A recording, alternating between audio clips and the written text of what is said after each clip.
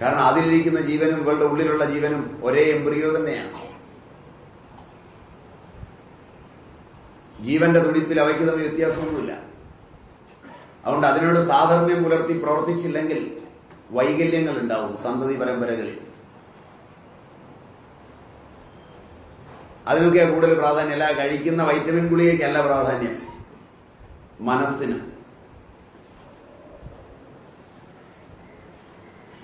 എങ്ങനെയാണ് അപ്പോൾ ജീവിക്കേണ്ടത്? എന്തൊക്കെയാണ് ചിന്തിക്കേണ്ടത്? എന്തൊക്കെയാണ് കാണേണ്ടത്? എന്തൊക്കെയാണ് കേൾക്കേണ്ടത്? എങ്ങനെയൊക്കെയാണ് ശബ്ദിക്കേണ്ടത്? എങ്ങനെയൊക്കെയാണ് അവളോട് വർത്തമാനം പറയേണ്ടത്? ഇതിനൊക്കെ മര്യാദകളുണ്ട്. അത് ഗർഭിണിക്കുള്ള സ്വസ്ഥ ചികിത്സ, സ്വസ്ഥ ജീവിതം. ചികിത്സ എന്നതിന് പേര് പറയാൻ പറ്റില്ല, കാരണം ചികിത്സ ശമന പ്രക്രിയയിലേ ഉള്ളൂ. ഇപ്പൊ സ്വസ്ഥ ജീവിതം ഇപ്പൊ പുരുഷന്, സ്ത്രീക്ക്, കുഞ്ഞിന് ഒക്കെ ഉണ്ട്. ഇതാണ് വലിയൊരു ശാഖ, ഒട്ടേറെ ബൃഹത്തായ. അതാ പഠിക്കേണ്ട സത്യത്തിൽ ആരോഗ്യത്തെ കുറിച്ച്. ഇതാണ് ആയുഷ്യാഞ്ച വേദയതി, ആയുസ്സിനെ കുറിച്ച് അറിയുന്നത് ആയുർവേദം. ഈ ഒന്നാം ഭാഗം അതാണ്.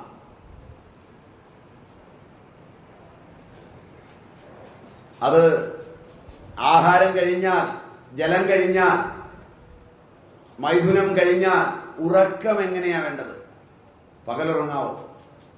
രാത്രിയിൽ എപ്പോഴൊക്കെ ഉറങ്ങണം? എങ്ങനെ ഉറങ്ങണം? ഉറങ്ങാൻ എങ്ങനെയാണ് കിടക്കേണ്ടത്? ഇപ്പൊ നിദ്ര, വിഹാരം, വീടെങ്ങനെയാ ഉണ്ടാക്കണ്ടേ? ഇന്ന് നിങ്ങൾ വീടുണ്ടാക്കുമ്പോ ഉറക്കത്തെ സംബന്ധിച്ചോ ആഹാരം പാചകം ചെയ്യുമ്പോഴുള്ള പ്രത്യേകതകളെ സംബന്ധിച്ചോ ഇരുന്ന് കഴിക്കുന്ന സ്ഥലത്തെ സംബന്ധിച്ചോ ഒന്നുമല്ല ചിന്തിക്കുന്നത്. നിങ്ങൾ വീടുണ്ടാക്കുമ്പോൾ മറ്റുള്ളവൻ കണ്ടാൽ അതിശയപ്പെടണമെന്ന് മാത്രമാണ് ചിന്തിക്കുന്നത്.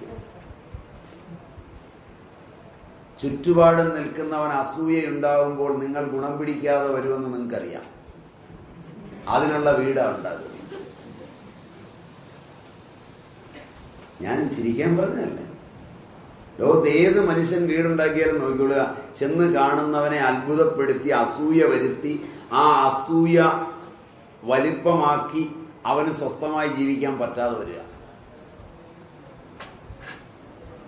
മയന്റെ നിർമ്മാണ പ്രക്രിയയാണ് ആധുനിക ആർക്കിടെക്ചർ. രണ്ട് സൃഷ്ടിതലമാണെന്ന് മയന്റെയും ഒന്ന് വിശ്വകർമാവിന്റെയും. ലോകത്തിലെ ഏറ്റവും വലിയ കൊട്ടാരം പണിതത് മയനാണ്. ഖാണ്ഡവപ്രസ്ഥത്തിൽ ഖാണ്ഡവമെന്ന വനം അഗ്നിക്കരയാക്കി വെട്ടിത്തെളിച്ച് നല്ല ഭൂമിയാക്കി അവിടെ സ്ഥലജല വിഭ്രാന്തി ഉണ്ടാക്കുന്ന ഒരു കൊട്ടാരം പണിത് കൊടുത്തു മയൻ. ഓർമ്മയുണ്ടോന്നറിയില്ല, കേട്ടിട്ടുണ്ടോന്നറിയില്ല. സാക്ഷാൽ ജഗന്നിയന്താവായി നിങ്ങൾ കരുതിപ്പോരുന്ന സാക്ഷാൽ ശ്രീകൃഷ്ണ പരമാത്മാവിന്റെ സാന്നിധ്യത്തിൽ അർജുനനുമായുള്ള എഗ്രിമെന്റിൽ അർജുനന് പണിതുകൊടുത്ത കൊട്ടാരമാണ് ഇന്ദ്രപ്രസ്ഥം. സ്ഥലജല വിഭ്രാന്തി ഉണ്ടാക്കുന്ന ഇന്ദ്രപ്രസ്ഥം.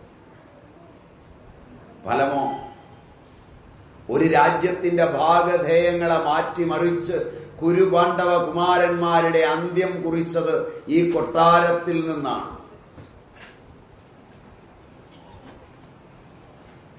ആരെങ്കിലും സ്വന്തം വിനാശത്തിന് വീട് പണിയോ?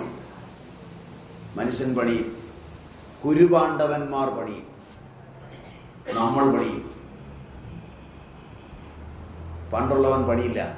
ആ കഥ പഠിപ്പിച്ചതാണ്. കൊട്ടാരത്തിലേക്ക് രാജസൂയത്തിന് ക്ഷണിച്ചപ്പോൾ നടന്നു പോകുന്ന ദുര്യോധനൻ വെള്ളമാണെന്നോർത്ത് മുണ്ടുപൊക്കിയപ്പോൾ വെള്ളം ഉണ്ടായിരുന്നില്ല. പൊക്കുന്ന കണ്ട് പാഞ്ചാലിയും അർജുനൊക്കെ ഒന്ന് ചിരിച്ചു. നമ്മുടെ സ്ഥലത്തേക്ക് വന്ന് മുണ്ട് പൊക്കിയല്ലോ എന്നോർത്താ ചിരിച്ചത്. കാണാൻ നല്ല രസമായിട്ട് തോന്നി. കുറച്ച് കഴിഞ്ഞപ്പോൾ മുണ്ട് താത്തിയിട്ട് വെള്ളമില്ലെന്നോർത്ത് ഇതാ തിത്തത്തയ്യെന്ന് കഴുത്തറ്റം വെള്ളത്തില്. അപ്പോഴും പൊട്ടിച്ചിരിച്ചു. ആ പൊട്ടിച്ചിരിക്ക് പകരം തീർത്തത് പാഞ്ചാലിയുടെ വസ്ത്രമഴിച്ച് തുടയിൽ താളം തല്ലി പൊട്ടിച്ചിരിച്ചുകൊണ്ടാണ്. ഈ സ്ഥലജല വിഭ്രാന്തി ഉണ്ടാക്കുന്ന കൊട്ടാരമില്ലായിരുന്നെങ്കിൽ വസ്ത്രാക്ഷേപം ഉണ്ടാകുമായിരുന്നില്ല. മനസ്സിലായില്ല? കഥയുടെ മോറൽ അതാണ്. നമ്മളിന്ന് പഠിക്കുന്നതോ നമ്മുടെ പൂർവികർക്ക് ഏറ്റവും എളുപ്പത്തിൽ കിട്ടുന്നതും വില കുറഞ്ഞതുമായ ഒരു വസ്തുവായിരുന്നു രാജസ്ഥാനിലെ മാർബിൾ. അല്ലേ അല്ലേ? കഴിഞ്ഞ 10-40 നൂറ്റാണ്ടുകൾ പരിശോധിച്ചാൽ ആകെ സപ്താത്ഭുതങ്ങളിൽ ഒന്നായി എണ്ണുന്ന ഷാജഹാന്റെ പ്രിയതമയായ മുന്തസിന്റെ ശവകുടീരത്തിലല്ലാതെ മാർബിൾ കൊണ്ട് ചേർത്ത ഒരു കെട്ടിടം പോലും ഒരു 40 വർഷത്തിനപ്പുറം നിങ്ങൾക്ക് കാണിക്കാൻ പറ്റില്ല. ഒരു ക്ഷേത്രവും കരിങ്കല്ലിലല്ലാതെ മാർബിളിൽ പണിതില്ല. ഹോസ്യാല ഡൈനാസ്റ്റിയുടെയും കാക്കത്തീയ ഡൈനാസ്റ്റിയുടെയും ഒന്നും കെട്ടിടങ്ങളും കൊട്ടാരങ്ങളും മാർബിളിലല്ല പണിതത്. കാശില്ലായിട്ടാ രാജാക്കന്മാർ പണിയാത്തത്? രോഗമുണ്ടാക്കുമെന്നുള്ളത്.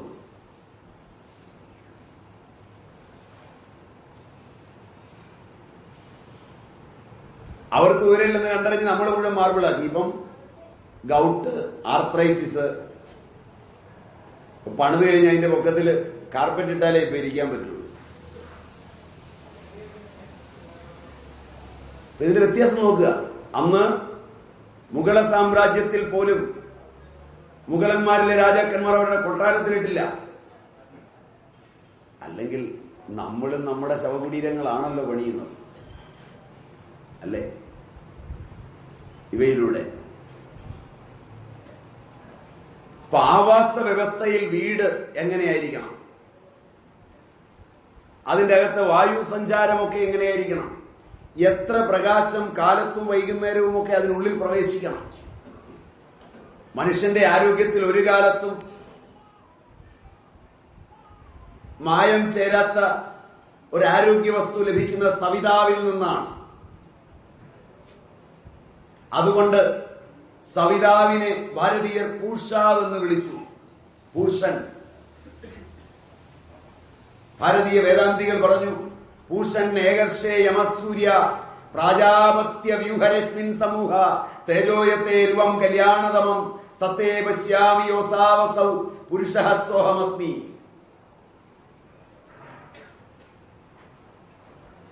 എല്ലാം പോഷിപ്പിക്കുന്നവനാണ്. അവനൊന്ന് കണ്ണടച്ചാലില്ല. അവനിൽ നിന്നാണ് ഈ ലോകത്തിന് വേണ്ടുന്ന ആഹാരവും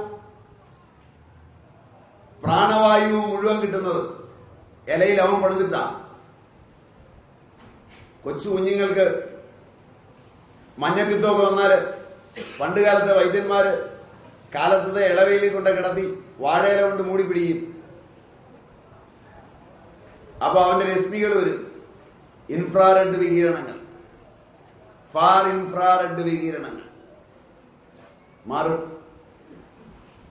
ഇപ്പൊ അതിന് ലൈറ്റൊക്കെ ഉണ്ടെന്ന് തോന്നുന്നു ആശുപത്രികളിൽ. അല്ലേ? ആശുപത്രികളിൽ ഇപ്പൊ അതിനുള്ള ലൈറ്റൊക്കെ ഉണ്ടെന്ന്. അതടിച്ചു മാറ്റും.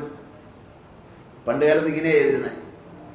ഇപ്പൊ ഈ സൂര്യൻ മോളിൽ നിന്ന് തരുന്നൊരു നല്ലതുണ്ട്. അതെങ്ങനെ ജീവിക്കുന്ന സ്ഥലത്ത് വീഴാം, എത്രത്തോളം വീഴണം, ഏതളവിൽ വീഴണം, എപ്പോഴൊക്കെ അകത്തേക്ക് വരണം. അപ്പോ വിഹാരങ്ങൾ, വീടുകൾ പണിയുമ്പോ അത് ചെയ്തോര്. അതറിയുന്നവനാ തച്ചൻ. അവിടെ 4 പാദമുണ്ട്. തച്ചൻ, ഉടമസ്ഥൻ, തക്ഷകൻ, സൂത്രഗ്രാഹി എന്നൊക്കെ പറയും. അവിടെ 4 പാദമാണ്. ഭാരതീയ വൈജ്ഞാനിക ശാഖയ്ക്കെല്ലാം 4 പാദമാണ്. വൈദ്യശാസ്ത്രത്തിലും 4 പാദമാണ്. ഭിഷഗ്വരൻ, രോഗി, പരിചാരകൻ, ഔഷധം 4 പാദമാണ്. Cartesian coordinates, ചതുർദ്ധാംശങ്ങൾ. ഒരു പ്രതലത്തെ 4ആയി തിരിക്കുന്ന പോലെ എക്സോ എക്സ് ഡാഷ്, എക്സോ വൈ, വൈയോ എക്സ് ഡാഷ്, എക്സ് ഡാഷോ വൈ ഡാഷ്, വൈ ഡാഷോ എക്സ്. 4 ചതുർദ്ധാംശങ്ങൾ.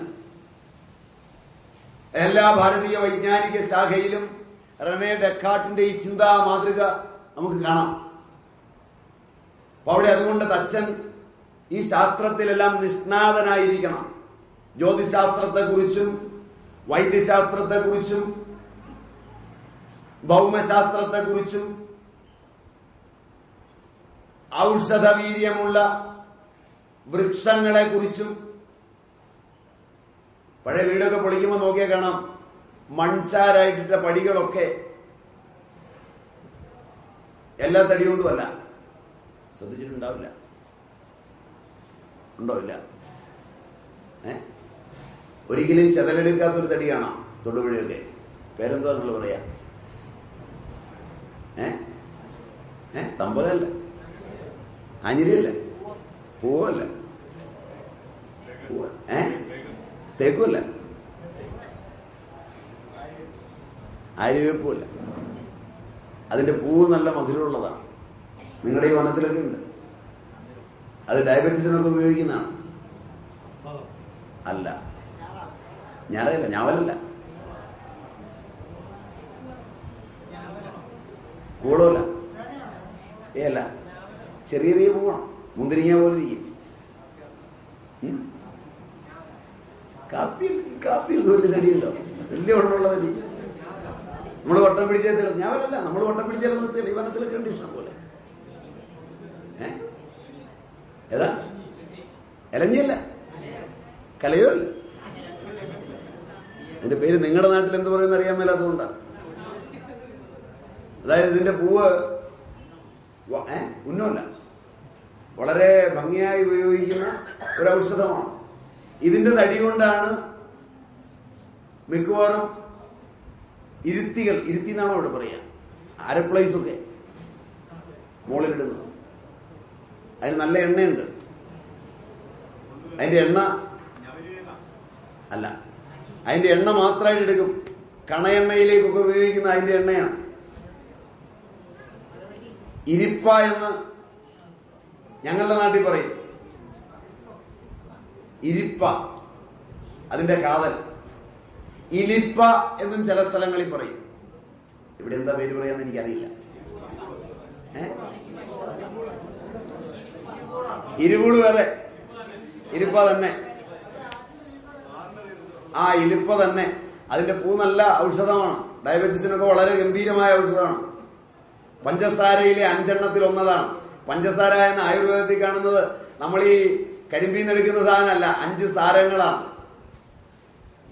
പഞ്ചസാര ചേർക്കാൻ പറഞ്ഞാൽ ഉടനെ പഞ്ചസാര മേടിച്ച് ചേർക്കും. അല്ല, ഇതിന്റെ 5 എണ്ണത്തിന്റെ സാരം. അതിലൊന്ന് ഇരിപ്പയുടെ പൂവാണ്, ഇരിപ്പപ്പൂവ്. അപ്പൊ വീടിന് എങ്ങനെയുള്ള തടിയാണ് അവിടെ ഉപയോഗിക്കേണ്ടത്? എങ്ങനെയാണ് പൂമുഖവാതിലിൽ ഉപയോഗിക്കേണ്ടത്? അതിൽ നിന്ന് വരുന്ന രശ്മി സമൂഹങ്ങൾ തടിക്ക് അത് മരിച്ചു കഴിഞ്ഞാലും നിലനിൽക്കുമോ? അതെങ്ങനെയാണ് മനുഷ്യനെ ബാധിക്കുന്നത്? ചില തടിയെ ചാരി നിന്നാല് ദേഹം മുഴുവൻ ചൊറിയും, ചിലത് വീർക്കും, അല്ലേ? ഇപ്പൊ എല്ലാ തടി എല്ലാത്തിനും ഉപയോഗിക്കാൻ പറ്റില്ല. അപ്പൊ തടി വെട്ടിക്കൊണ്ടുപോയി സോമില്ലിട്ട് അവിടുന്ന് വാങ്ങിച്ചാൽ പോരാ. പണ്ടങ്ങനെ ആരും വാങ്ങിച്ചിരുന്നില്ല.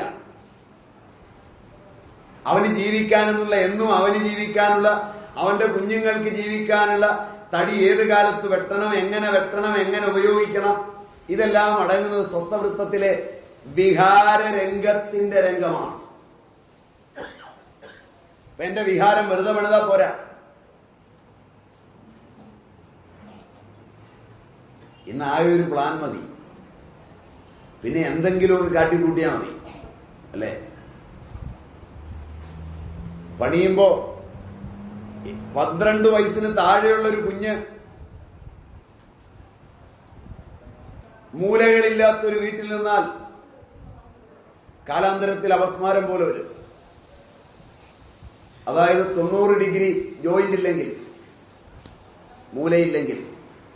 ഇപ്പൊ പുതുതായിട്ട് പണിയുമ്പോ അഷ്ടകോണാകൃതിയൊക്കെ ഉണ്ട്, അല്ലേ? വീടിന് സപ്തകോണാകൃതിയുണ്ട്.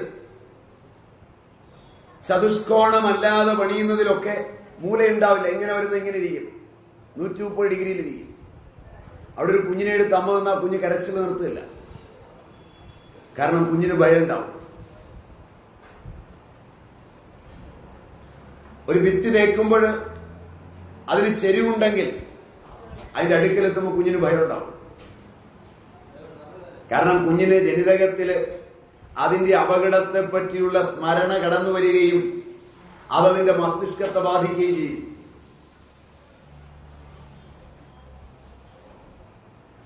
അപ്പൊ ഇത് പണി തീർക്കുമ്പോ കാശ് വെറുതെ മുടക്കി എന്തെങ്കിലും വാരി തേച്ചു വെച്ചാൽ പോരാ. ഇങ്ങനെ വളരെ വിപുലമായ ഒരു ശാഖയാണ്. ഇതൊക്കെ ഇടിയും മിന്നലും കണ്ട് പേടിച്ചവൻ എഴുതിയല്ലേ അല്ലേ? ഇതിന്റെ അടിസ്ഥാനത്തിലാണ് പണ്ട് തച്ചനിരുന്ന് കണക്ക് കൂട്ടിയിരുന്നത്. കോസ് 45 സൈൻ 45 ടാൻ 45 ഒക്കെ ഇത്രയും നീളം ഒരു കഷ്ണത്തിൽ അവൻ അത്ഭുതകരമായി രൂപപ്പെടുത്തുമ്പോ നിങ്ങൾക്ക് ടേബിൾ വേണം എഞ്ചിനീയർക്ക്. മനസ്സിലായില്ല?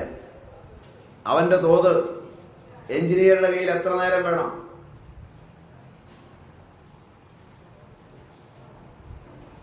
അവന് 1/√2 1/√2 1/√2 ആണല്ലേ? അല്ലേ? സൈൻ 45 കോസ് 45 ടാൻ 40 1/√2 1/√2 1 √2 √2 1 അങ്ങനല്ലേ? അങ്ങനല്ലേ? ഓർമ്മയില്ല? ഗണിതശാസ്ത്രം ഓർമ്മയുണ്ടെങ്കിൽ സീക്കൻഡും കൊസീക്കൻഡും കോട്ടുമൊക്കെ ഒരു തച്ചന്റെ കയ്യിൽ എങ്ങനെയാണ് അത്ഭുതകരമായി രൂപാന്തരപ്പെട്ടത്? അതിനെ എങ്ങനെ മനുഷ്യ ജീവിതത്തോട് അവൻ ചേർത്ത് വെച്ചു? അവന്റെ ആരോഗ്യ പ്രശ്നങ്ങളുമായി അതിനെ എങ്ങനെ ചേർത്ത് അവൻ പഠിച്ചു? നിങ്ങളുടെ ഈ സ്കൂളുകളും നിങ്ങളുടെ കോളേജുകളും ആ വലിയൊരു ശാസ്ത്രശാഖയെ നശിപ്പിച്ചാണ് ഇന്ന് വലിയ ഡിഗ്രികളും തന്ന് നിങ്ങളെ പുറത്തേക്ക് വിട്ടത്.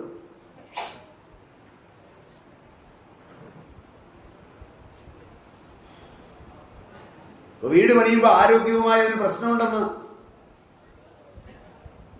ഇപ്പൊ ചിലരൊക്കെ ചിന്തിച്ചു തുടങ്ങിയിട്ടുണ്ട് അല്ലേ? ബാംഗ്ലൂരു എങ്ങാണ്ട് ഹ്യൂമൻ റിസോഴ്സിന്റെ പേരില് ഒരു പുതിയ വാസ്തു എന്നൊരു കോഴ്സൊക്കെ തുടങ്ങിയിട്ടുണ്ടപ്പോ ഇല്ലേ? ഇവിടെ ആറന്മുളയിലുണ്ടെന്ന് ചിന്തിക്കാൻ തുടങ്ങിയിട്ടുണ്ട്. ഇത് വളരെ വിപുലമായ ഒരു ശാസ്ത്രശാഖയാണ് ഈ സ്വസ്ഥവൃത്തം. അത് മാത്രം പഠിച്ചാൽ മതി, മര്യാദയോടുകൂടി ജീവിച്ചാൽ മതി, ഒരു രോഗം ഉണ്ടാവില്ല. അത് ആയുസ്സിനെ കുറിച്ചുള്ള ശാസ്ത്രം. ഇങ്ങനെ പറഞ്ഞ ആധുനിക വിജ്ഞാനത്തില് ഇപ്പോഴെങ്കിലും ആധുനിക വിജ്ഞാനത്തിൽ ഇങ്ങനൊരു ശാഖ, രോഗം വരുന്നതിന് മുമ്പ് ആരോഗ്യത്തോടുകൂടി ഇരിക്കാൻ വേണ്ടിയുള്ള ജീവിതചര്യയും ആരോഗ്യത്തോടുകൂടി ഇരിക്കാൻ വേണ്ടിയുള്ള നിർദ്ദേശങ്ങളും ആരോഗ്യത്തോടുകൂടി ഇരിക്കുന്നവന് വേണ്ടുന്ന വീടും അവന്റെ ഇരിപ്പിടങ്ങളും സജ്ജമാക്കുന്ന ഒരു ശാസ്ത്രശാഖ ഇന്നെങ്കിലും ആധുനിക വിജ്ഞാനത്തിൽ കേട്ടിട്ടുള്ളവരുണ്ട്. ഇപ്പോഴെങ്കിലും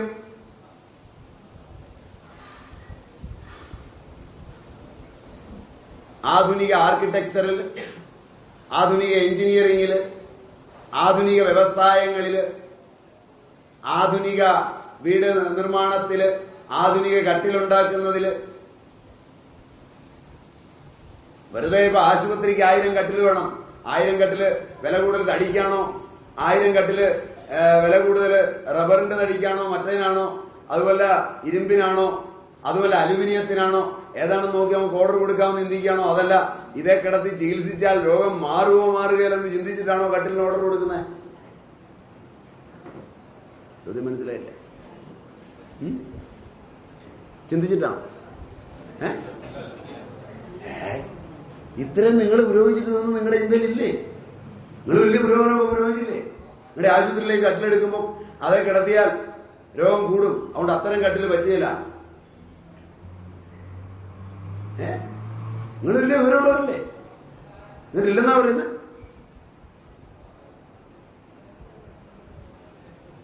ആവിലിന്റെ തടിയിലാണോ, പ്ലാവിന്റെ തടിയിലാണോ, വേങ്ങയുടെയാണോ, കഴനിയുടെയാണോ, ഏത് തടിയിലാണ് രോഗിക്ക് ഇന്ന രോഗം കുറയുക? പഠനമുണ്ടോ?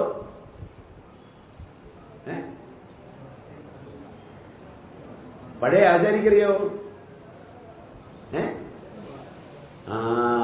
അപ്പൊ അവന്റെ വിവരമില്ലായ്മയാണ് നമ്മുടെ ഈ കളസോയിട്ട് നടക്കുന്ന വിവരമുള്ളവന്റെ വിവരത്തെക്കാൾ ഭേദം എന്ന് പറഞ്ഞാൽ എന്നോട് ദേഷ്യം വരുമോ?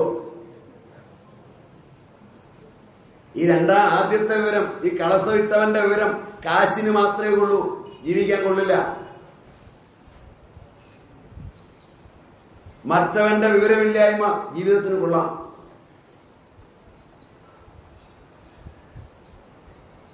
ദേഷ്യം വരുന്നുണ്ടല്ലേ? ദേഷ്യം വരുന്നുണ്ട്.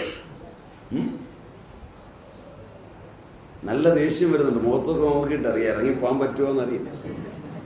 പുറകിൽ വാതിലില്ലെന്നാണ് തോന്നുന്നത്. പുറകിൽ വാതിലില്ല. നിങ്ങൾ സൂക്ഷിച്ചോണം. ഞാൻ എങ്ങനെയെങ്കിലും മുങ്ങും. ഒന്ന് ആലോചിച്ചോ. നിങ്ങൾ ഒരുപാട് പഠിച്ചില്ലേ, ഒരുപാട് റിസർച്ച് നടത്തിയില്ലേ? ഈ ലോകത്തിലുള്ള ഭൂമിയിലെ സകല പദാർത്ഥങ്ങളും മൺചട്ടിയിൽ കൊണ്ടുവന്ന് വെച്ച് അതിൽ പരീക്ഷണങ്ങൾ നടത്തിയില്ലേ? കോടിക്കണക്കിന് രൂപ റിസർച്ചിന് വിനിയോഗിച്ചില്ലേ? എന്തേ മനുഷ്യ ജീവിതത്തിന് വേണ്ടുന്ന ഈ റിസർച്ച് നടത്തിയില്ല? നടത്തിയതിനെയൊക്കെ എന്നിട്ടും നിങ്ങൾ എന്തേ പുച്ഛിച്ചു?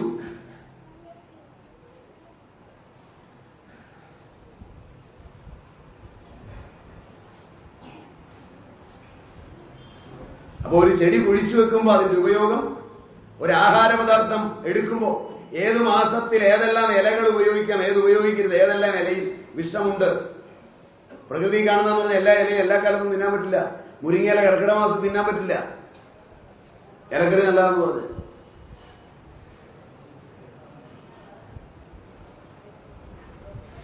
അപകടമാണ്. അപ്പൊ ഏതൊക്കെ ഇലകൾ ഏതൊക്കെ കാലത്ത് ഉപയോഗിക്കാം? ഇങ്ങനെ എത്ര വിപുലമായ ഒരു ശാഖയാണ് ആയുസ്സിനെ കുറിച്ച്. ഇതൊന്നും രോഗത്തെക്കുറിച്ചല്ല, ആരോഗ്യത്തെക്കുറിച്ച് മാത്രം. ആദ്യത്തെ ചർച്ച ആരോഗ്യം. കാരണം അവരുടെ സ്വപ്നം ആരോഗ്യമാണ്, രോഗമല്ല. ആരോഗ്യത്തെക്കുറിച്ച് ചർച്ച ചെയ്തിട്ടും ചിന്തിച്ചിട്ടും മാത്രമാണ് അവർ രോഗത്തെപ്പറ്റി ചിന്തിച്ചത്. അതാണ് ആയുഷ്യാൻച. സമയം എന്തായി? 4:40. 20 മിനിറ്റ് കൊണ്ട് രണ്ടാം ഭാഗം ഓടിച്ചെങ്കിലും തീർക്കണം. 5 മണി വരെയാണ് നിങ്ങൾ സമയം തന്നത്. ഇനി അത് കൂടുതൽ ഇരിക്കാമെന്ന് നിങ്ങൾ പറഞ്ഞാലും നിവർത്തിയുമില്ല. 6 മണി വരെയാണ്. 6 മണി വരെയാ? എന്നാ കുഴപ്പമില്ല, എന്നാ സമയം പേടിക്കാൻ. അപ്പോ നമ്മളുടെ ആഹാരം, നമ്മുടെ നീഹാരം, നമ്മുടെ മൈഥുനം, നമ്മുടെ നിദ്ര, നമ്മൾ ജീവിക്കുന്ന വീട്, നമ്മുടെ വീട്ടിന് ചുറ്റും വെച്ചുപിടിപ്പിക്കേണ്ട ചെടികൾ, ഇനി മരങ്ങൾ തന്നെ വീട്ടിൽ എവിടെയൊക്കെയാ നിൽക്കണ്ടേ? ഏതൊക്കെ മൂലകളിൽ നിന്നാലാണ് അവയൊക്കെ പ്രയോജനപ്രദമാകുന്നത്? എന്തൊക്കെ മരങ്ങൾ വേണം? അത്തിയും ഞാവലും കരിങ്ങാലിയും ഒക്കെ വെച്ചുപിടിപ്പിക്കുമ്പോൾ അവയ്ക്കൊക്കെയുള്ള സൗഭഗം എന്താണ്? അവയിൽ തട്ടിവരുന്ന കാറ്റിന്റെ ഗുണങ്ങൾ എന്താണ്? അവയുടെ ഇല, തണ്ട്, പൂവ്, കായുടെ ഗുണങ്ങൾ എന്തൊക്കെയാണ്?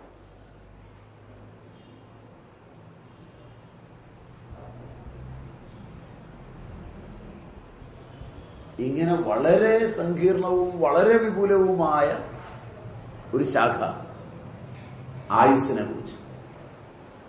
2 അനായുഷ്യാൻച, അനായുസ്സിനെ കുറിച്ച്. ഈ ആയുസ് 120 വരെ എത്തിക്കാൻ തത്രപ്പെടുന്ന ആനന്ദത്തിന് വേണ്ടിയാ. ജീവിക്കാൻ ആഗ്രഹിക്കുന്ന അത്രയും ആനന്ദത്തിന് വേണ്ടിയാ, അല്ല ചുമ്മാ ഉന്തിയും തള്ളിയും പോകാൻ വേണ്ടിയല്ല. അവിടെ ഒരു പ്രാർത്ഥിക്കുകയില്ല, ഈ ജീവിതം എനിക്ക് എന്തിനു തന്നു ആണ്ടി വടിവേലാണ്, ഈ ജീവിതം ഒരു 1000 എണ്ണെങ്കിൽ തന്നാട്ടെ എന്ന് പറഞ്ഞ് നിൽക്കുകയാണ് കയ്യും കൂപ്പി. കാരണം വെച്ചാൽ അത്ര സുഖമാണ് ഈ ഭൂമിയിലെ ജീവിതം. ആരോഗ്യം ഉണ്ടെങ്കിൽ. അപ്പോ ആരോഗ്യം നേടാൻ കഴിഞ്ഞില്ല കുറെ പേർക്ക്. ഏതോ ജീവിതചര്യയിൽപ്പെട്ട് കുറെ ജന്മന, കുറെ ബാല്യകാലത്ത് കൗമാരഭൃത്യം, ബാല്യത്തിലുണ്ടാകുന്ന രോഗങ്ങളാണ്. കുറേയുണ്ട്.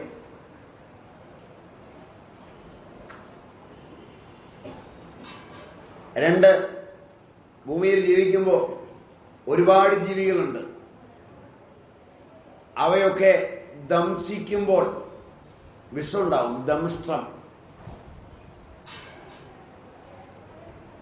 അവയുടെ വിഷം നമ്മുടെ ആയുസ്സിനെ ബാധിക്കും. ജീവൻ രക്ഷപ്പെടുത്തിയാൽ പോരാ, ആയുർദൈർഘ്യം പൂർണ്ണമായി കിട്ടണം. ഒരു പാമ്പ് കടിച്ചു എന്നോർത്ത് താൽക്കാലികമായി അവിടുന്ന് രക്ഷപ്പെട്ടാലും ആ വിഷം ശരീരകലകളിൽ എങ്ങനെ കിടക്കും? പട്ടി കടിച്ചാൽ എങ്ങനെ കിടക്കും? സ്വഭാവത്തിൽ മാറ്റം വരുമോ? കണ്ണിന്റെ കാഴ്ചശക്തിക്ക് മാറ്റം വരുമോ? മറ്റ് രംഗങ്ങളിലൊക്കെ മാറ്റം വരുമോ?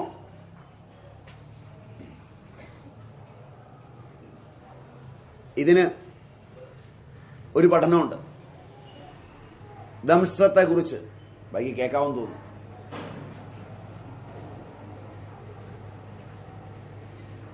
ഇപ്പൊ വേഗങ്ങളെ കുറിച്ചും മറ്റും അനേക ജീവജാലങ്ങളുണ്ട്. പാമ്പ്, തേള്, എലി, എട്ടുകാലി, ഈ ജീവികളൊക്കെ കടിക്കുമ്പോൾ ഓരോ തരം സ്രവമാണ് ശരീരത്തിൽ കയറുന്നത്. അത് ശരീരത്തിലെ ഓരോ ധാതുവിനോടും എങ്ങനെ പ്രവർത്തിക്കും? ത്വക്കിൽ എങ്ങനെ പ്രവർത്തിക്കും?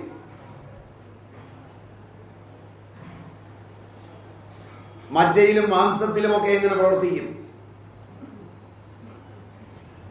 അതിനുപയോഗിക്കേണ്ട ഔഷധങ്ങൾ ഏതാണ്? അഗത തന്ത്രത്തെ കുറിച്ച് ദംഷ്ട്രം.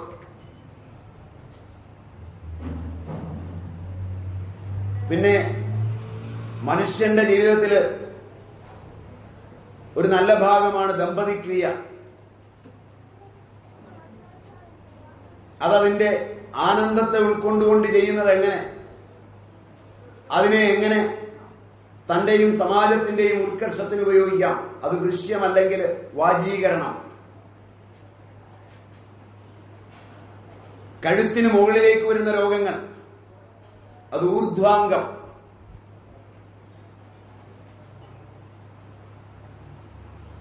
അതുപോലെ തന്നെ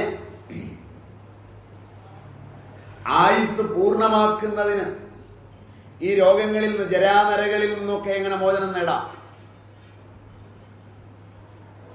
അത് രസായനം. ഇങ്ങനെ ശാഖകൾ. ശാഖ എത്ര കൂടുന്നു നോക്കുക പഠനത്തിൽ. ഇതൊക്കെ പ്രത്യേകം ശാഖകളാണ്. പ്രത്യേകം ഔഷധവിധികളുണ്ട്. പ്രത്യേകം നിഷ്ഠകളുണ്ട്. അതിലേറ്റവും സങ്കീർണമായ നിഷ്ഠകളോട് കൂടിയതാണ് രസായന വിധിയുടെ ലോകം. അവിടെ വാർദ്ധക്യം ചെറുപ്പമായി മാറുകയാണ്. 120 വരെ എത്താൻ. കണ്ണ് 72-ലും 80-ലും ഒക്കെ എങ്ങനെയാണ് നല്ല കാഴ്ചയുള്ളതായിട്ട് നിൽക്കുക? ചെവിക്ക് എങ്ങനെയാ നല്ല കേൾവി ഉണ്ടാവുക?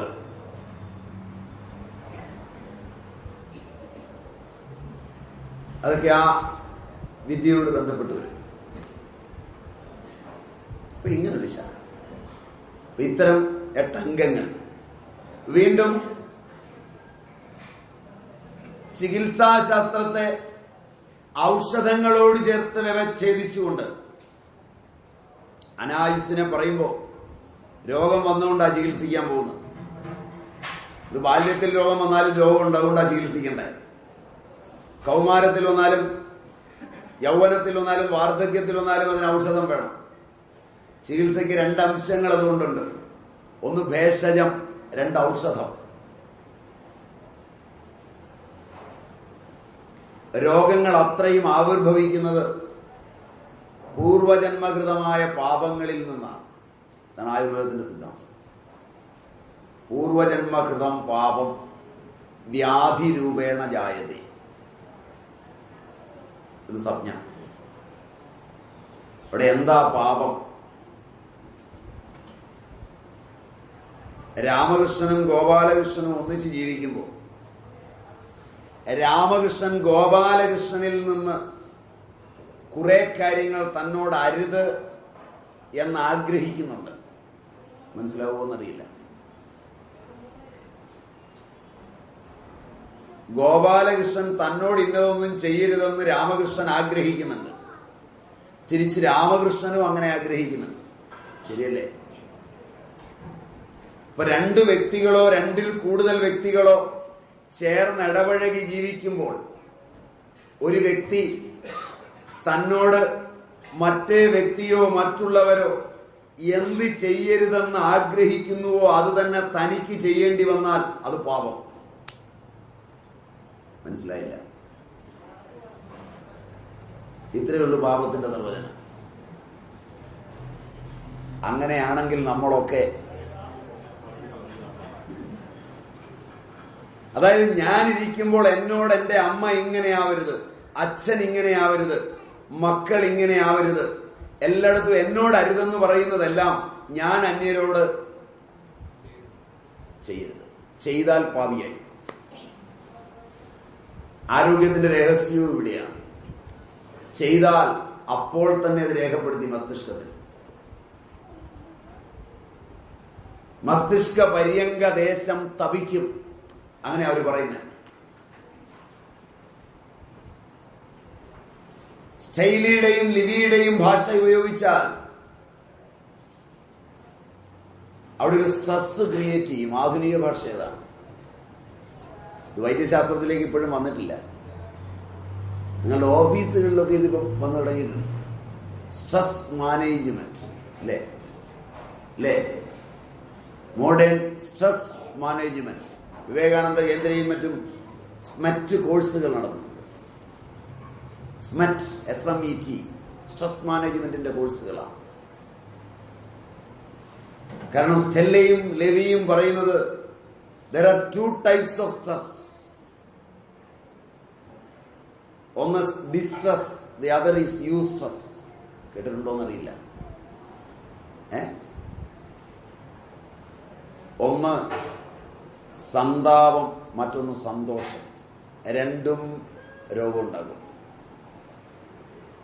അതുകൊണ്ടാണ് ഗീതയും മറ്റും പറയുന്നത് ഹർഷ അമർഷ ഭയോദ്വേഗൈ മുക്തോയ സജമേ പ്രിയ. ഹർഷവും അമർഷവും രണ്ടും വിപരീതം. ആനന്ദവും വേണ്ടെന്ന, കൂടുതൽ സുഖവും വേണ്ട, ദുഃഖവും വേണ്ട. ആരോഗ്യത്തെ ബാധിക്കും. ഒരുപാട് സന്തോഷിക്കുമ്പോഴും നമ്മുടെ നെർവുകളൊക്കെ വലിഞ്ഞു മുറുകും, ദുഃഖിക്കുമ്പോഴും വലിഞ്ഞു മുറുകും. അതുകൊണ്ട് അച്ഛനും അമ്മയൊക്കെ പറയും, എടാ ഒരുപാട് ചിരിക്കാതെ, കാരണം ചിലപ്പോൾ ഹൃദയമൊക്കെ നിന്നു.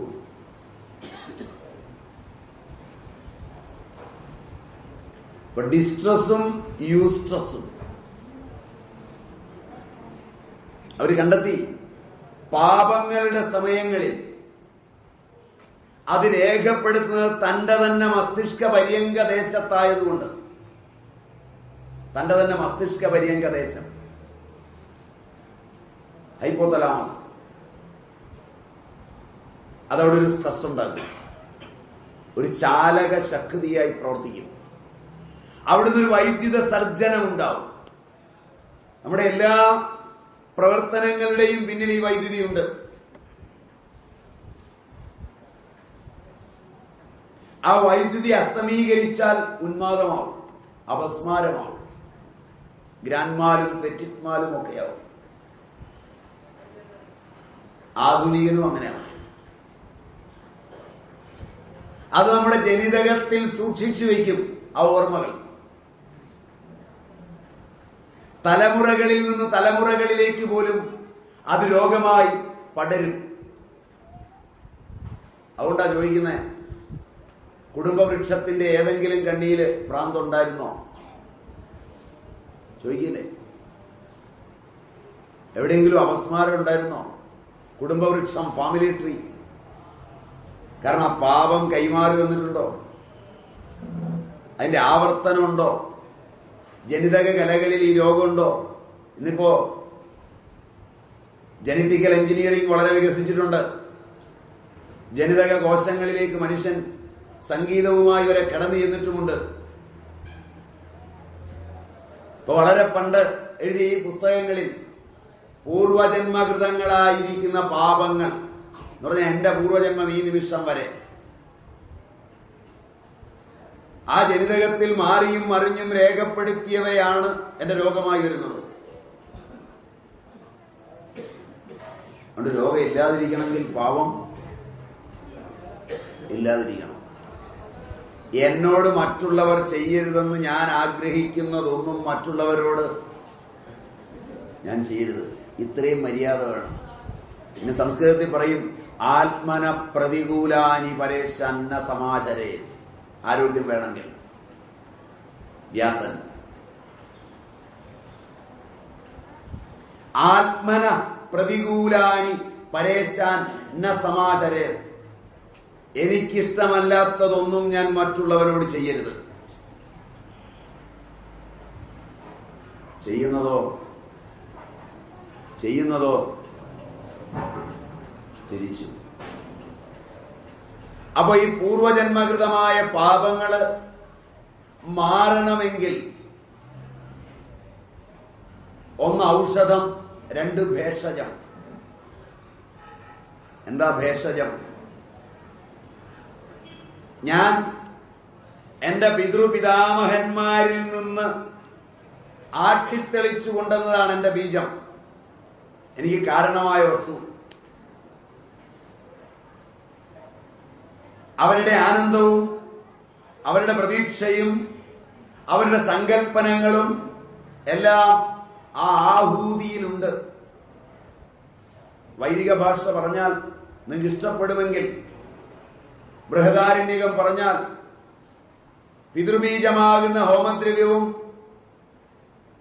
മാതൃഗർഭാശയമാകുന്ന ഹോമകുണ്ഡവും അതിലർപ്പിച്ച് കാതോട് കാതോരം പറയുന്ന സ്ഫുലിംഗങ്ങളും നിറഞ്ഞ ആ ഹവിസിൽ നിന്നാണ് ഞാൻ ഉത്പന്നമായത്. അതിലെ എന്റെ അച്ഛന്റെ സങ്കല്പനങ്ങൾ, എന്റെ അമ്മയുടെ സങ്കല്പനങ്ങൾ, എന്റെ അച്ഛന്റെ അച്ഛന്റെയും അതിനപ്പുറമുള്ള പിതൃപിതാമഹന്മാരുടെയും സങ്കല്പനങ്ങൾ, അവയൊക്കെ സാർത്ഥകമാക്കാനുള്ള ഇരണം, പിതൃ ഇരണം ഞാൻ എത്ര ചെയ്തു. അതിനുള്ള പിതൃയജ്ഞം എത്ര.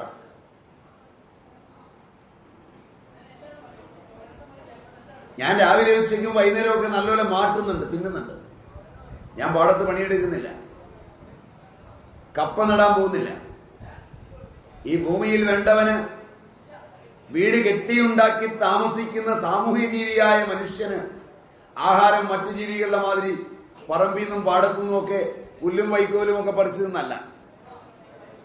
അവൻ പാചകം ചെയ്ത് ജീവിക്കുന്നതിന് വേണ്ടുന്ന ഭക്ഷണം. ഓഫീസുകളിലെ ഫയലുകളിൽ നിന്നോ സാങ്കേതിക വിദ്യകളിൽ നിന്നോ മന്ത്രിമാരുടെ ഭരണങ്ങളിൽ നിന്നോ ഒരു മനുഷ്യനും ജീവിക്കാനുള്ള ഒരു കപ്പക്കിഴങ്ങ് പോലും ഉണ്ടാവില്ല. സന്യാസിമാർക്കുള്ളതും ഉണ്ടാവില്ല. അതിലൊരുപാട് നരന്മാരുടെ യജ്ഞമുണ്ട്. എന്റെ സമസൃഷ്ടങ്ങളുടെ അധ്വാനമുണ്ട്.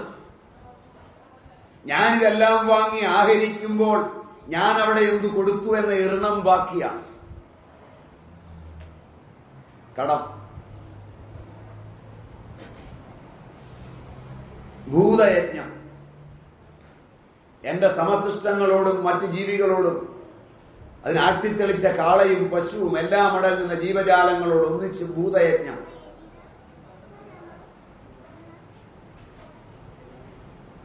എനിക്കിത് പറയാൻ നാവ് പൊങ്ങുന്നതിനാക്കിയൊരു വിദ്യയുണ്ട്. അത് ആർക്കോ അറിയുന്നത് എനിക്ക് പകർന്നു തന്നതുകൊണ്ടാണ് എനിക്കറിയുന്നത്. ആ അറിവിനോട് എനിക്കൊരു കടപ്പാടുണ്ട്. അത് ഋഷിയജ്ഞം. ഇങ്ങനെ 3 യജ്ഞങ്ങളുണ്ട് ശ്രുതിയിൽ. 1 2 പിരിച്ച് 2 കൂടെ സ്മൃതിയിലുണ്ട്. അങ്ങനെ പഞ്ചമഹായജ്ഞങ്ങൾ. നൃയജ്ഞവും ദേവയജ്ഞവും. നമുക്ക് 3 ശ്രുതിപ്രകാരം പഠിച്ചാൽ മതി. ആ യജ്ഞങ്ങളെ സമർത്ഥമായി നിർവഹിക്കുന്ന ചാരുതയുള്ള ദാനവും അഹിംസയും സത്യവും അസ്തേയവും അപരിഗ്രഹവുമൊക്കെ ഭേഷജം.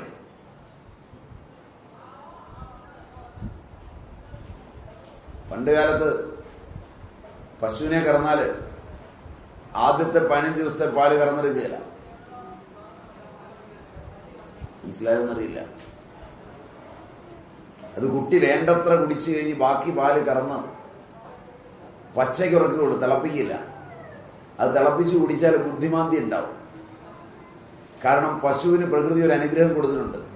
കള്ളനായ മനുഷ്യൻ അതിന്റെ കുട്ടിക്ക് കുടിക്കാൻ കൊടുക്കാതെ ആദ്യത്തെ പാല് കറന്ന് അവന്റെ കുട്ടിക്ക് കൊടുത്താൽ അവന്റെ കുട്ടി മന്ദബുദ്ധിയായി പോകട്ടെ എന്ന് അനുഗ്രഹിച്ചിട്ടുണ്ട്. ബുദ്ധിമാന്ദ്യം വരുന്നൊരു കെമിക്കൽ അതിനകത്ത് വേർതിരിക്കാം. ആധുനിക ബയോകെമിസ്ട്രിയിൽ അത് വേർതിരിച്ചെടുക്കാം, വിഷമമൊന്നുമില്ല. ഉണ്ട് 15 ദിവസത്തേക്ക് അത് കുടിക്കരുത്. അതിന്റെ കുഞ്ഞിന് ആദ്യം കുടിക്കേണ്ടതാണ്. ഉണ്ട് പണ്ടുള്ളവൻ നോക്കിയിരിക്കും അതിന്റെ കുഞ്ഞിന് 15 ദിവസം കുടിക്കാൻ. അവൻ മിത്തിക്കലായി പറയും. പൗരാണിക കാലത്ത് പശുവിനെ വളർത്തുന്നവനൊക്കെ അബോധ പ്രബോധനമുണ്ട്. അബോധ പ്രബോധനം. മലയാളം നിങ്ങൾക്ക് മനസ്സിലാവില്ല, അതുകൊണ്ട് ഇംഗ്ലീഷ് പറയാം, മിത്ത്. നിങ്ങളെല്ലാം ഇപ്പം മലയാളം കുരച്ച് പറയുന്നവരാണല്ലോ. മലയാളം മനസ്സിലാവുമെന്ന് തോന്നുന്നില്ല അല്ലെ? അതുകൊണ്ട് ഇംഗ്ലീഷ് മിത്ത്, മിത്തിക്കൽ നോട്ട്സ്. പശു പ്രസവിക്കുമ്പോൾ കുട്ടിയെ പ്രസവിച്ചാല് അച്ഛനും അമ്മയൊക്കെ ബാക്കി പിള്ളേരോട് പറയും, കയറി പോരെ, അവിടെ നോക്കണ്ട, ലക്ഷ്മി കണ്ണെഴുതിക്കും. നരച്ചവര് കേട്ടിട്ടുണ്ടാവും. ആ കുഞ്ഞിനെ ലക്ഷ്മി വന്ന് കണ്ണെഴുതിക്കും, അല്ലെങ്കിൽ കണ്ണ് വെളുത്തിരിക്കും. അത് കുത്തുകയും തൊഴിക്കുകയൊക്കെ ചെയ്യും വളർന്നു വരുമ്പോൾ. പ്രകൃതിയുമായി അത്രയും ബന്ധം പുലർത്തിയ മനുഷ്യന്റെ മിത്തിക്കൽ കൺസെപ്റ്റ്സില് അവൻ ആദ്യത്തെ 15 ദിവസത്തെ പാല് വിശ്വാസപൂർവ്വം ഉപയോഗിക്കില്ല. 15-ാം ദിവസം കുളിച്ച് കറന്ന് പാലുമായിട്ട് തൊഴുപുഴ ശ്രീകൃഷ്ണന്റെ അമ്പലത്തിൽ പോകും എന്നല്ലേ, മുഴുവൻ കറന്നുകൊണ്ടു. അല്ലാതെ ആദ്യത്തെ ചുര കറന്നെടുക്കുകയും ബാക്കി ഹോട്ടലിൽ കൊടുക്കുകയല്ല. ഇപ്പൊ അങ്ങനെ ഒരു സൂത്രപ്പണി കണ്ടുപിടിച്ചിട്ടുണ്ട്. ഭഗവാനും ഹോട്ടലിലും 50-50. വെല്ലുമാരി ചെല്ല് കൊണ്ടുവന്ന് എനിക്കറിയാം, അതുകൊണ്ട് പറഞ്ഞാൽ. കാരണം 5 രൂപയും 10 രൂപയും ഒക്കെ ഭഗവാനും കൊണ്ടുപോയി കൊടുത്താൽ നമ്പൂരി കുടിക്കുകയല്ലേ. ഇപ്പൊ അതിലും എളുപ്പം ഹോട്ടലിൽ നിന്ന് തന്നെ വാങ്ങിച്ച് അമ്പലത്തിലോട്ട് കൊടുത്താൽ മതി എന്നാണ് കമ്മിറ്റിക്കാർ തന്നെ പറയുന്നത്. ചിലർ പറയുന്നത് പൈസ ഇവിടെ തന്നാൽ മതി, പാലൊക്കെ ഞങ്ങൾ അഡ്ജസ്റ്റ് ചെയ്തോളാം. വിശ്വാസത്തിന് വന്ന മാറ്റം. ഈ പാല് കറന്ന് അവിടെ കൊണ്ടുപോയി നിവേദിച്ച് കഴിഞ്ഞ് കൊണ്ടുവരുമ്പോ അവിടെ നിൽക്കുന്നവർക്കൊക്കെ കൊടുക്കും. ഇപ്പൊ ആരും കാണാതെ ഓടുക, എന്നാലും പ്രാകുന്നുണ്ട്. കാരണം അത് മുഴുവൻ ശാന്തിക്കാരനെടുത്ത് കുറച്ച് തന്നുള്ളൂ. മറ്റങ്ങനല്ല, അയാളോട് അങ്ങോട്ട് പറയാ ആവശ്യത്തിനെടുത്തോളാൻ, കുറച്ച് മതി, വീട്ടിലാരുമില്ല, കുറച്ച് മതി. പോരുന്നൊഴുകി കുട്ടികൾക്കൊക്കെ കൊടുക്കും. വീട്ടിൽ കൊണ്ടുവന്നാൽ വൃക്ഷങ്ങളുടെയൊക്കെ ചോട്ടിലൊഴിക്കും. കുളങ്ങളിലും കിണറുകളിലും നദികളിലും വരെ ഒഴിക്കും. കാരണം ഈ പ്രകൃതിയുമായി അവനുള്ള ബന്ധം, അതിന്റെ ഭാവാത്മകത. എന്റേതല്ല ഇതൊന്നും എന്നുള്ള അവന്റെ വ്യക്തമായ അവബോധം. കാശ് കൊടുത്ത് വാങ്ങിച്ചതുകൊണ്ട് ഞാൻ ഉടമസ്ഥനല്ല, ഇതെന്റേതാണെന്ന് വിചാരിച്ചിരിക്കുന്ന നാളെ രാവിലെ സത്തു പോയാൽ എന്റെ അല്ലല്ലോ. മനസ്സിലായില്ല? ഒരു ക്യാൻസർ മതി, ഒരു തലനീരിറങ്ങിയാൽ മതി, ഒരു പനി വന്നാൽ മതി, ഈ സാമ്രാജ്യത്തിനകത്ത് ഞാൻ ഒന്നുമല്ല. അതിനകത്ത് ഞാൻ ചവിട്ടിയരച്ച പുഴുവും ഞാനും തുല്യം. എന്റെ സാമ്രാജ്യത്തിൽ ഞാൻ ചവിട്ടിയരച്ച് കൊന്ന പുഴു, ഒരട്ട, തൂത്തെറിഞ്ഞ ഒരട്ട, അതിനേക്കാൾ ജീവന് വലിയ തുടിപ്പൊന്നും എന്നിലുമില്ല. ഒരു ചെറിയ തുമ്മൽ വന്നാൽ മതി.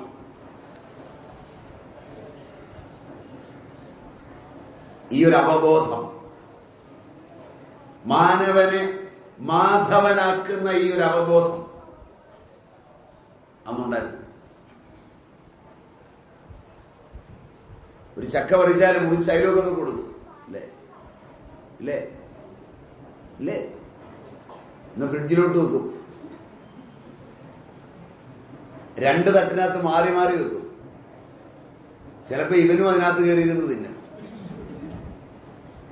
പരുവത്തിലാണ്. അവസാനം ഇതെല്ലാം തിന്നു കഴിഞ്ഞ് പുറത്തിറങ്ങുമ്പോൾ ഇവൻ മഹാരോഗിയായി. മറ്റുള്ളവന് കൊടുക്കാതെ തിന്ന് കേരളത്തിലെ 10 പേരിൽ 4 പേർ ഡയബറ്റിക് രോഗികളാണ്.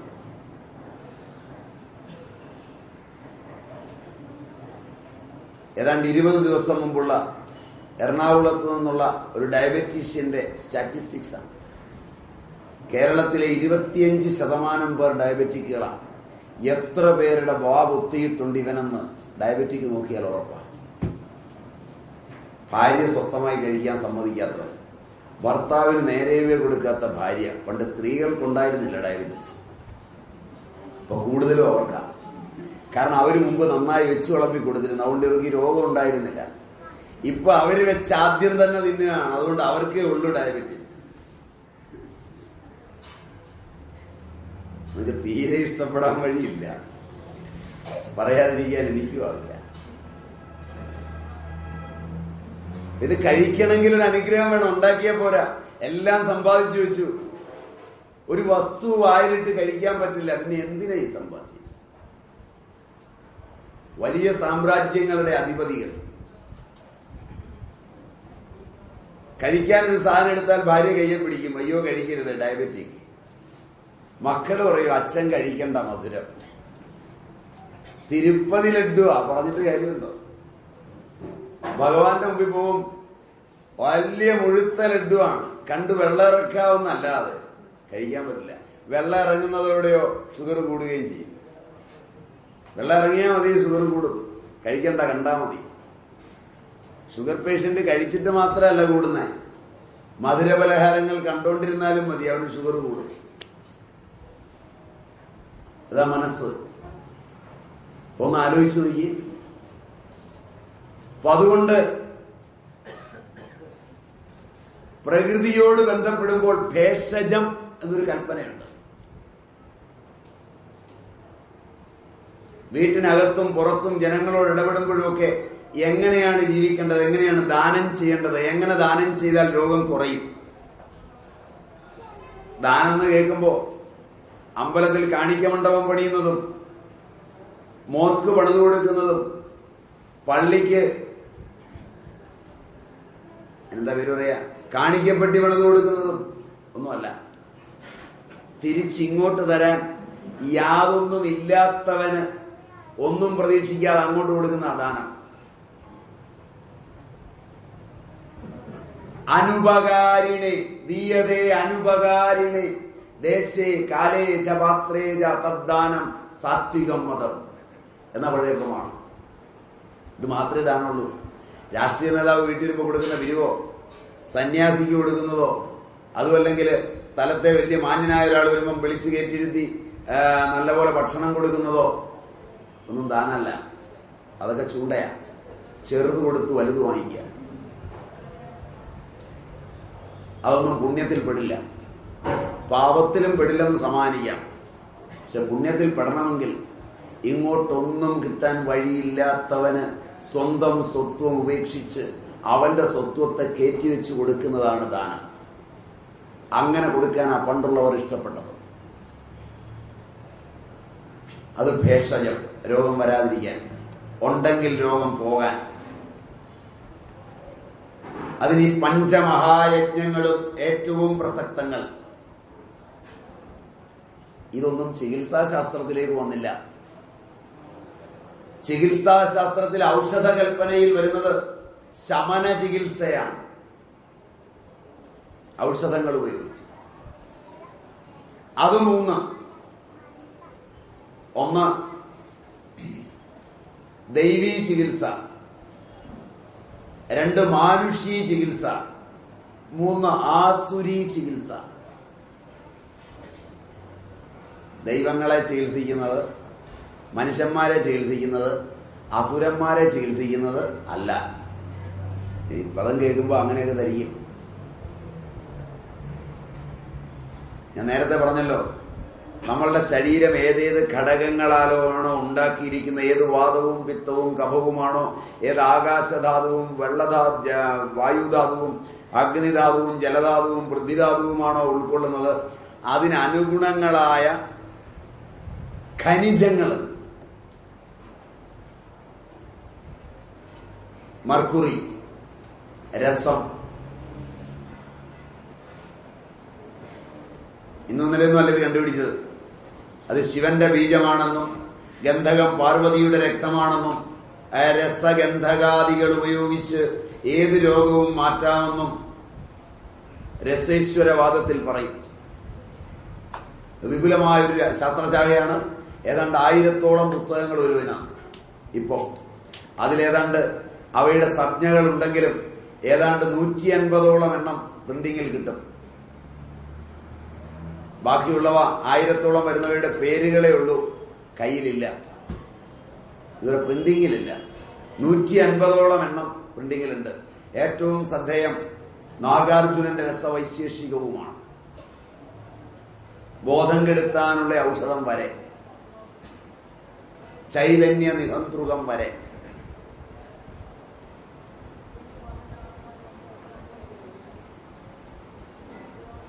രസത്തിന്റെ പ്രയോഗങ്ങൾ, രസം എന്ന് പറഞ്ഞാൽ മക്കുറി, രസവും മറ്റ് ദ്രവ്യങ്ങളും സ്വർണവും രസവും ചേർന്നാൽ അത് കുപ്പിഭാഗമാക്കി അതിനെ സമ്പുടീകരണം ചെയ്ത് എടുക്കുന്ന സിദ്ധ മകരധ്വജാദികളുടെ പ്രയോഗം.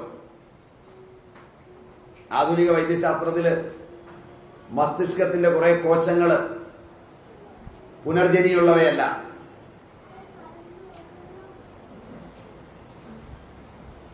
ബ്രെയിൻ സെൽസ്, അവയ്ക്ക് കോട്ടം വന്നാൽ അവ വീണ്ടും റിജുവനേറ്റ് ചെയ്യാൻ കഴിയില്ല. എന്നാൽ ചരകനും സുശ്രുതനുമൊക്കെ കണ്ടെത്തിയ ഏറ്റവും ഉന്നതമായ ഒരു ബ്രെയിൻ ടോണിക് കുപ്പിപക്വ രീതിയിലെടുത്ത സിദ്ധ മകരധ്വജം, ഇതിൽ സ്വർണവും മെർക്കുറിയും കലർന്നിട്ടുണ്ട്, റിജുവനേറ്റ് ചെയ്യും. കേരളത്തിലെ അതിനിഷ്ണാതനായ ഒരു ന്യൂറോ സർജന്റെ പരീക്ഷണശാലയിൽ തന്നെ തെളിയിക്കാൻ കഴിഞ്ഞിട്ടുള്ള ഒന്നാണിത്. കേരളത്തിലെ തന്നെ. കാരണം മസ്തിഷ്കത്തിലെ സെല്ലുകൾ അദ്ദേഹം എടുത്ത് കളഞ്ഞതാണ്. ആക്സിഡന്റ്, വണ്ടിയിടിച്ച് വീണ ഒരു വൃദ്ധന്റെ സെല്ല് അദ്ദേഹം കൈകൊണ്ട് എടുത്ത് കളഞ്ഞതാണ് പുറത്ത് ഓപ്പറേഷൻ. അദ്ദേഹം പറഞ്ഞു, ഞാനാ എടുത്ത് കളഞ്ഞ്, ഇനി അത് പുനർജനിക്കുമെന്ന് എനിക്ക് തോന്നുന്നില്ല എന്ന് നേരിട്ട് പറഞ്ഞതാണ് വേറൊരു ബിഷപ്പുകാരനോട്. അദ്ദേഹം തന്നെ അദ്ദേഹത്തിന്റെ നഴ്സുമാരെ കൊണ്ട് ICUവിൽ കിടത്തി കൊടുത്ത് റിജുവനേറ്റ് ചെയ്ത് ഡിസ്ചാർജ് ചെയ്ത കേസുണ്ട്. അവിടുന്ന് അങ്ങോട്ട് അതിന്റെ പരീക്ഷണങ്ങൾ മസ്കുലർ ഡിസ്ട്രോഫിയിലും മറ്റും, അവിടെയും ഈ മസ്തിഷ്ക കോശങ്ങൾക്കാണ് ബാധയുണ്ടാകുന്നത്. അപ്പൊ ഇതന്ന് രസവും സ്വർണമൊക്കെ ചേർത്താ ഉണ്ടാകും. മകരധ്വജങ്ങൾ സ്വർണത്തിന്റെയും വെള്ളിയുടെയും ചെമ്പിന്റെയും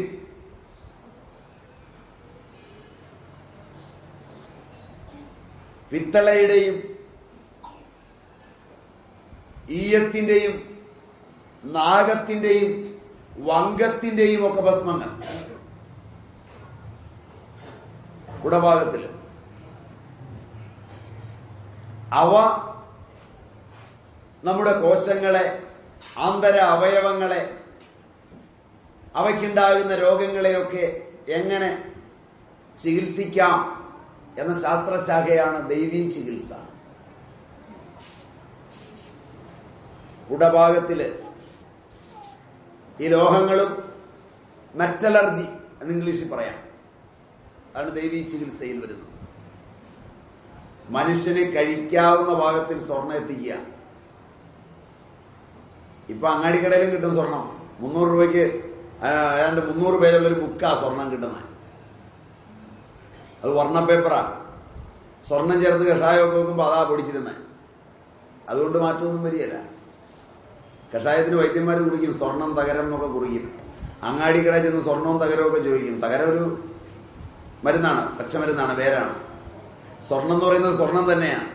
പക്ഷെ സ്വർണം ചോദിച്ചാൽ ഉടനെ സ്വർണ്ണ നിറത്തിലൊരു പേപ്പർ കഷ്ണം തരും, ചുരുട്ടിയിലിട്ടോളാൻ പറയും. വെളിയിൽ നിന്ന് വരുന്ന, ഫോറിനിൽ നിന്ന് വരുന്ന 300 രൂപ ഒരു 300 രൂപയുടെ ബുക്കിന് തന്നെ ഉള്ളൂ. അതെന്ന് കീറിയാ തരുന്നത്. എന്നിട്ട് സ്വർണം ചേർത്ത് കഴിച്ചു എന്ന് പറയും. സ്വർണം ചേർത്ത സാരസ്വാരിഷ്ടം ഇന്ന് ആയുർവേദ കമ്പനികൾ ഉണ്ടാക്കുന്ന കെമിസ്ട്രികളെ വെച്ചാണ്, വൈദ്യന്മാരല്ല. വൈദ്യന്മാരെ ലൈസൻസിന് കസേരയിലെത്തുകയുള്ളൂ ഇവിടുത്തെ ഏറ്റവും പേരുകേട്ട ആയുർവേദ സ്ഥാപനങ്ങൾ. അവരോട് പറയും ഇങ്ങോട്ട് നോക്കരുതെന്ന്. കാരണം ആയുർവേദ സ്ഥാപനങ്ങളെ ഭരിക്കുന്നത് MBA-കാരാണ്. മനസ്സിലായില്ല? അലോപ്പതി ഹോസ്പിറ്റലുകളെ ഭരിക്കുന്നതും MBA-കാരാണ്, ഡോക്ടർമാരല്ല.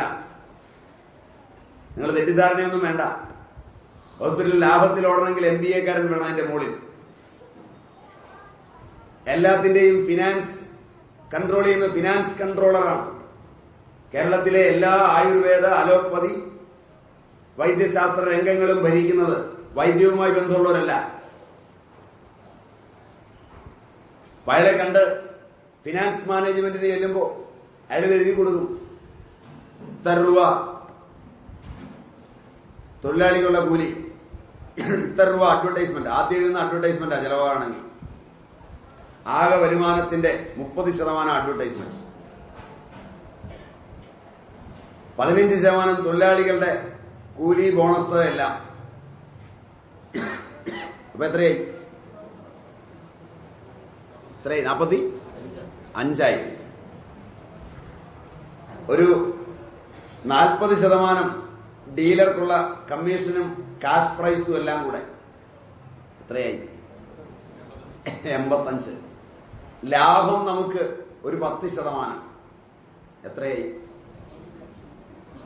95. ഇത്ര എഴുതി കഴിഞ്ഞ് പറയും 5% കൊണ്ട് ഇതിനുള്ള മറ്റീരിയൽ വാങ്ങിച്ച് ശരിയാക്കി മരുന്ന് കൊടുത്തേക്കാൻ. 100 രൂപയുടെ കഷായത്തിനകത്ത് 5 രൂപയുടെ മരുന്നേ ഉള്ളൂ. അത് കമ്മ്യൂണിസ്റ്റ് പിള്ളയായാലും മതി. മാനേജ്മെന്റ് ഇതാണ്. മനസ്സിലാവുമെന്നറിയില്ല. ഏത് കമ്പനി കയറി നിങ്ങൾക്ക് നോക്കാം ഇങ്ങനെയാണോ. ഏതാണ് ഇട്ടാലും ഇങ്ങനെയല്ലാതെ ചെയ്യാൻ പറ്റില്ല. കാരണം 30% കമ്മീഷനും 5% കാഷ് ഡിസ്കൗണ്ടും അല്ലേ എല്ലാം. വലിയ വലിയ ആശുപത്രിയിലാണെങ്കിൽ പറയുന്നത് ബന്ധുക്കളെ നോക്കി നന്നായി ചിരിച്ചോണമെന്ന നഴ്സുമാരോടും ഡോക്ടറോടും. അവനാ ബില്ല് പേ ചെയ്യുന്നത്, രോഗിയല്ല. രോഗിയെ നോക്കി ചിരിക്കണ്ട. രോഗി അവന് തന്നെ ഭാരമായോണ്ട് അവന്റെ മുമ്പിൽ വെച്ച് 4 ചീത്ത വിളിച്ചോളാണ്. കാരണം ഇത് MBA മാനേജ്മെന്റാണ്.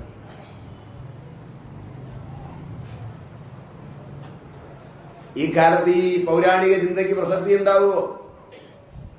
ഞാൻ വന്നിരുന്നിപ്പോ ഇങ്ങനെ പറഞ്ഞാൽ, കാരണം ഇതിനകത്ത് MBA ഇല്ല. ചരകനും സുശ്രുതനും ഒന്നും അത് പാസ്സായില്ല. അവര് കളിച്ച ആ ലോകവുമല്ല. അപ്പൊ അതുകൊണ്ട് തന്നെ അവരിത് രൂപപ്പെടുത്തുമ്പോ എങ്ങനെ ഇതുണ്ടാക്കാം? അപ്പൊ ആധുനിക സ്ഥലത്ത് അക്വാറിജയിൽ സ്വർണം ലയിപ്പിച്ച മരുന്നാക്കുന്നത്, സരസ്വരിഷ്ടത്തിലും മറ്റും. അവർ ലയിപ്പിച്ചത് കഷായത്തിനകത്താണ്. അതതിന്റെ വ്യത്യാസം. അപ്പൊ അക്വാറിജയിൽ ലയിപ്പിച്ചത് കഴിച്ച് കുളമായി കിഡ്നിയൊക്കെ പോയെങ്കിൽ ചരകന്റെയും സുശ്രുതന്റെയും കുറ്റമല്ല. അത് ചെയ്യേണ്ട പോലെ ചെയ്യണം. അപ്പൊ ഈ ഭസ്മീകരണം, ഈ സാധനങ്ങൾ ഉപയോഗിച്ചുള്ള ഔഷധങ്ങൾ എല്ലാം അടങ്ങുന്ന ശാസ്ത്രശാഖ ദൈവീ ചികിത്സ. അതില് ഭൈഷജ്യ രത്നാവലിയിൽ ഒരു രംഗം തന്നെയുണ്ട്. വീട്ടിൽ പോയി ഭൈഷജ്യ രത്നാവലി ഉണ്ടെങ്കിൽ എടുക്കുക, ഇല്ലെങ്കിൽ പുറത്തുനിന്നൊരെണ്ണം വാങ്ങിക്കുക. ഭൈഷജ്യ രത്നാവലി 2ാം ഭാഗമാണെന്ന് തോന്നുന്നു. കേരളത്തിൽ മലയാളത്തിൽ പ്രിന്റ് ചെയ്തിരിക്കുന്ന 1ഉം 2ഉം ഭാഗമായിട്ടാ, അല്ലാത്ത ഒറ്റ ഭാഗമായിട്ടാ. അതിൽ ഉരോഗ്രഹം എന്നൊരധ്യായമുണ്ട്. അതിൽ ഉരസ്തോയ ലക്ഷണം എന്നൊരു സബ് ടൈറ്റിലുണ്ട്.